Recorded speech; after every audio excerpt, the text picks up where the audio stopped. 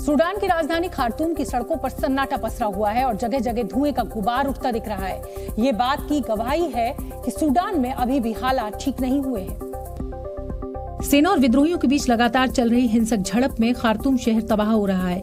Sudan की सेना और पैरामिलिट्री फोर्स यानी रैपिड सपोर्ट आमने सामने है। उत्तरी खार्तूम से जो तस्वीरें सामने आई हैं, उनमें औद्योगिक इमारतों से हमले के बाद धुआं निकलता दिखा।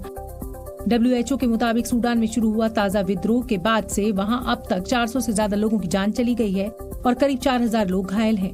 हिंसा और हमले खार्तूम एयरपोर्ट की तरफ भी बढ़ गए हैं, लिहाजा हवाई क्षेत्र बंद है और सूडान तक दवाइयां पहुंचा पाना भी मुमकिन नहीं हो पा रहा। ईद से पहले हुई सीजफायर की घोषणा का भी वहाँ कोई असर नहीं दिखाई दिया। आलम यह है कि पानी से लेकर रोटी तक की किल्लत आ गई है, बाजार बंद है और जरूरी सामान की सप्लाई भी रुक गई है। सेना ने लोगों को पहले ही आटे दाल का इंतजाम करने की चेतावनी दे दी थी, लेकिन हालात इतने खराब हो जाएंगे इसका किसी को अंदाजा नहीं था। सूडान की राजधानी खार्तूम और देश के कई हिस्सों में सेना और अर्धसैनिक बलों के बीच हिंसक संघर्ष चल रहा है। सूडान में चल रहे इस विद्रोह की आग कई साल पहले से सुलग रही थी। इस वक्त सूडान में सेना प्रमुख अब्देल फतेह अल बुरहान और अर्धसैनिक बलों के लीडर मोहम्मद हमदान डगोलो आमने सामने हैं। ये संघर्ष सत्ता को नागरिक सरकार के हाथों में सौंपने को लेकर शुरू हुआ था, जिसके बाद अक्टूबर 2021 में सूडान में तख्ता पलट हुआ और उसके बाद बनी अंतरिम सरकार और सेना के बीच लगातार टकराव होता रहा। तख्ता पलट के बाद सूडान में शासन के लिए संप्रभु परिषद यानी सोवरेन काउंसिल बनाई गई, जिसके अध्यक्ष सेना प्रमुख हैं और उपाध्यक्ष अर्धसैनिक बलों के प्रमुख हैं। इस बीच सेना प्रमुख ने प्रस्ताव रखा कि अर्धसैनिक बलों को सेना में मिला दिया जाए, जिस पर कई सालों से विवाद चल रहा है। अर्धसैनिक बलों के संगठन RSF के मुखिया सेना के सभी ठिकानों पर कब्जा करने की फिराक में हैं, तो वहीं सेना प्रमुख का कहना है कि पैरामिलिट्री फोर्सेस के भंग होने तक सैन्य कार्रवाई जारी रहेगी।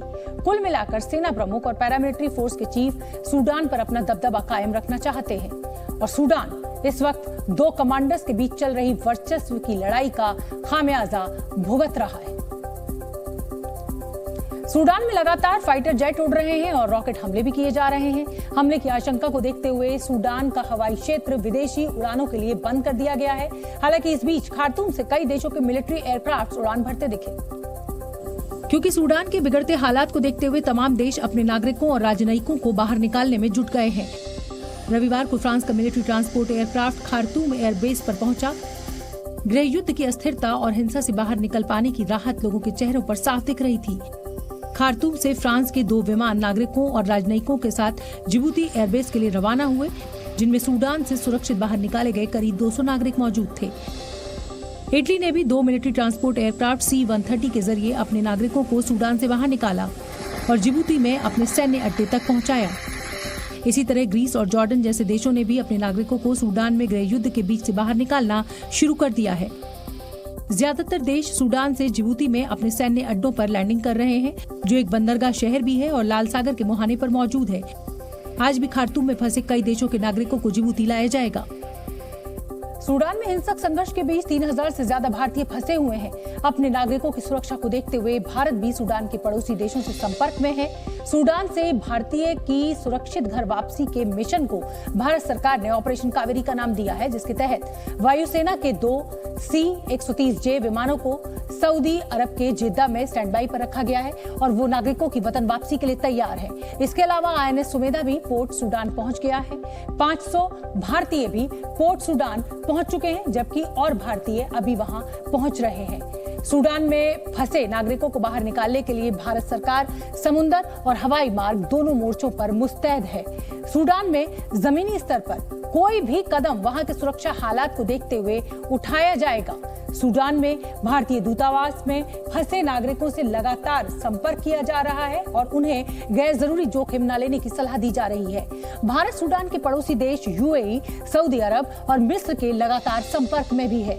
18 अप्रैल को विदेश मंत्री S जयशंकर ने सऊदी अरब के विदेश मंत्री से बात की थी, जिसके बाद 22 अप्रैल को सऊदी अरब ने सूडान से 91 नागरिकों को बाहर निकाला, जिनमें भारत के साथ 12 दूसरे देशों के 66 नागरिक भी शामिल हैं। अमेरिका में पक्षी के टकराने के बाद प्लेन के इंजन में आग लग गई। अमेरिका के ओहियो एयरपोर्ट से उड़ान भरने के बाद एक प्लेन के इंजन में आग लग गई। हवा में पक्षी के टकराने के बाद प्लेन में आग लगी थी। आग के बाद प्लेन की सुरक्षित लैंडिंग कराई गई। रूस के खिलाफ लगातार लड़ रहे यूक्रेन के सैनिकों को राष्ट्रपति जेलेंस्की ने धन्यवाद दिया है। अपने संबोधन में उन्होंने कहा कि वो यूक्रेन को विदेशी हथियार मुहैया कराने की कोशिश करते रहेंगे। मैक्सिको के राष्ट्रपति लोपेज तीसरी बार कोविड संक्रमित हो गए हैं। 2013 में लोपेज को हार्ट अटैक भी आया था। संक्रमित होने के बाद फिलहाल उन्हें डॉक्टर्स की निगरानी में रखा गया है। नेपाल में इंसानों को खाने वाली एक शेरनी को पकड़कर चिड़ियाघर में लाया गया है। 4 हाथियों और एक्सपर्ट्स की टीम की मदद से शेरनी को पकड़ा गया है।